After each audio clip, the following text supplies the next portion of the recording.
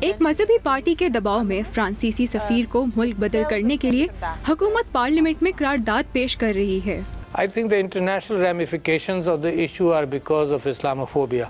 اس مسئلے کے عالمی اثرات اسلاموفوبیا کی وجہ سے ہیں۔ ہمیں ان باتوں کے اثرات بھگتنے پڑتے ہیں جو بیرون ملک کہی اور کی جاتی ہیں۔ یورپی ممالک میں ہولوکاسٹ کے بارے میں کچھ بھی کہنا غیر قانونی ہے۔ ہمیں بھی اسی قسم کا برتاؤ چاہیے۔ ہمارے لوگ بہت تکلیف میں ہیں اور یہ پیغام جانا چاہیے کہ لوگوں کے جذبات مجروح ہوئے ہیں، اس لیے پارلیمنٹ بحث کے لیے سب سے بہتر جگہ ہے۔ Parliament is the best place to do a discussion. تو اگر پارلیمنٹ قرارداد کو منظور کرتی ہے پھر پاکستان فرانسیسی سفیر کو بے دخل کر دے گا؟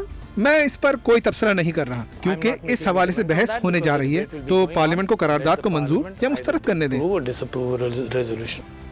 عالمی میڈیا سوال کر رہا ہے کہ فرانسیسی سفیر کو ملک بدر کیا جائے گا یا نہیں۔ صدر پاکستان ڈاکٹر عارف الوی کا کہنا ہے کہ پہلے پارلیمنٹ کو فیصلہ کرنے دیں۔ اب کل قومی اسمبلی کا اہم اجلاس ہونے جا رہا ہے جہاں کالعدم تحریک لبیک سے حکومتی معاہدے کے تحت پیش کی جانے والی قرارداد پر دوبارہ بحث ہوگی۔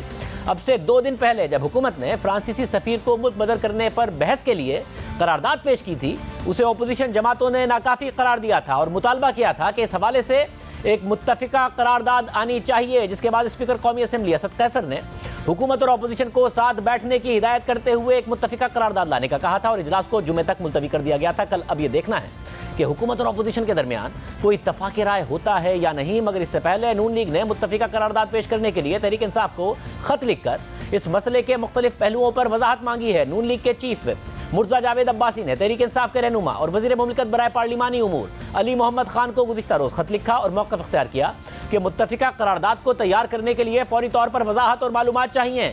بتایا جائے کہ وفاقی وزراء کی طرف سے مسلسل یہ بیانات دیے گئے ہیں کہ حکومت صرف پارلیمنٹ میں قرارداد پیش کرنے کی پابند تھی۔ کیا اس کا مطلب ہے کہ حکومت کسی مزید کارروائی کا حصہ نہیں بننا چاہتی؟ نون لیگ نے اپنے خط میں مزید لکھا کہ وزیر اعظم نے 19 اپریل کو قوم سے خطاب کیا تھا، تو کیا جن خیالات کا اظہار وزیر اعظم نے کیا تھا اسے اس معاملے پر پالیسی بیان سمجھا جائے؟ اگر ہاں تو ایوان میں پیش کی جانے والی قرارداد کا کیا مقصد تھا؟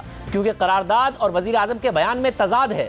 نون لیگ نے اپنے خط میں مزید لکھا کہ جو قرارداد پیش کی گئی تھی اس میں کہا گیا تھا کہ بین الاقوامی تعلقات ریاست کا ڈومین ہیں، تو وزیر اعظم، وزیر خارجہ، وزیر داخلہ اور DGISI ایوان کو بریفنگ دیں کہ فرانسیسی سفیر کو ملک بدر کرنے کے حوالے سے ریاستی پالیسی ہے کیا، اور لیڈر آف دا ہاؤس یعنی وزیر اعظم ناموس رسالت پر بحث کا آغاز کرنے کے لیے کب خود کو دستیاب کریں گے اور اپنی حکومت کی پالیسی پیش کریں گے۔ یہ خط تھا جو نون لیگ کی طرف سے لکھا گیا۔ اب دیکھنا ہوگا کہ کل اس حوالے سے کیا پیش رفت سامنے آتی ہے، کیونکہ کالعدم تحریک لبیک کے ساتھ معاہدے نے خود حکومت کے لیے کئی محاذ کھول دیے ہیں۔